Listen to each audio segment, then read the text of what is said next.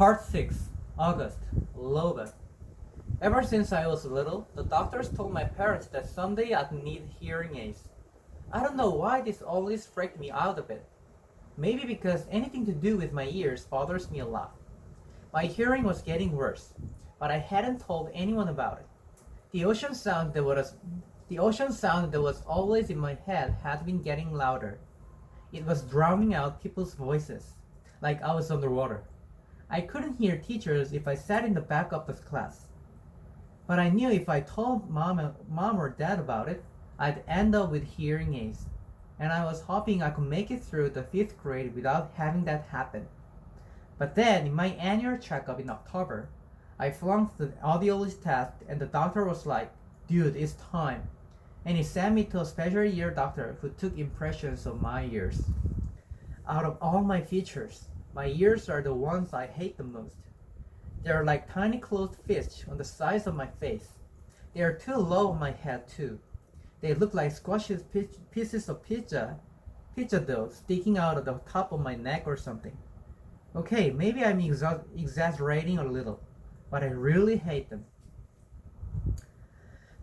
When the ear doctor first pulled the hearing aids out for me and mom to look at, I groaned. "I am not wearing that thing," I announced, folding my arms in front of me. "I know they probably look kinda big," said the ear doctor, "but we had to attach them to the headband because we had no other way of making them so they stay in your ears. See, normal hearing aids usually have a part that wraps around the outer ear to hold the inner bud in place.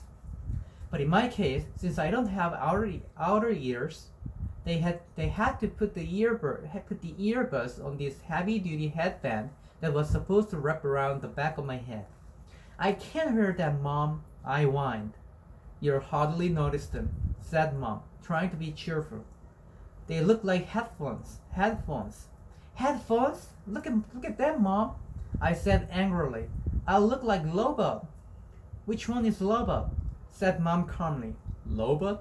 The ear doctor smiled as he looked at the headphones and made some adjustments. "The Empire Strikes Back? The bald guy with the cool bionic radio's transmitter thing that wraps around the back of his skull?" "I'm drawing a blank," said Mom. "You know Star Wars stuff?" I asked the ear doctor. "No Star Wars stuff?" he answered, slipping the thing over my head. "I practically invented Star Wars stuff." He leaned back in his chair to see how the headband fit and then took it off again. "Now, Augie, I want to explain what all this is," he said, pointing to the different part of one of the hearing aids. "This curved piece of plastic over here connects to the tubing on the ear mold. That's why we took those impressions back in December, so that this part that goes inside your ear fits nice and snug. This part here is called the tone hook, okay? And this thing is a special part we've attached to this cradle here.